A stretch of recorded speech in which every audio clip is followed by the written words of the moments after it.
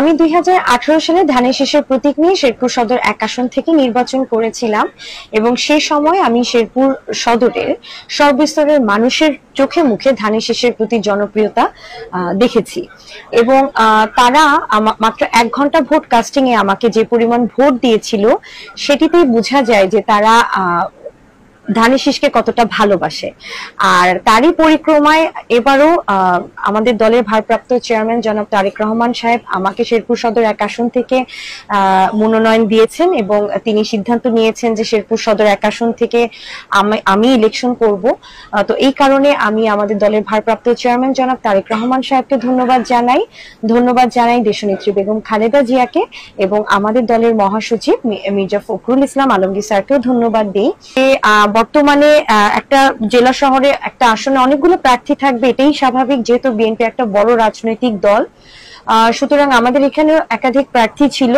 আমি বিশ্বাস করি প্রত্যেকটা প্রার্থী ধানের শীষকে ভালোবাসে এবং মন থেকে দলটা করে। কাজেই আমাকে মনোনয়ন যেহেতু দিয়েছে, আমি বিশ্বাস করব যে বাকি যারা প্রার্থীরা আছেন তারা সকলেই আমাকে সহযোগিতা করবে এবং ধানের শীষের পক্ষে কাজ করবে ইনশাল্লাহ। এবং শেরপুর সদর 1 আসন থেকে অবশ্যই এবার আমরা ধানের শীষের প্রতীক নিয়ে জাতীয় সংসদে যে শেরপুর সদর 1 আসনের মানুষের জন্য কথা বলবো ইনশাল্লাহ।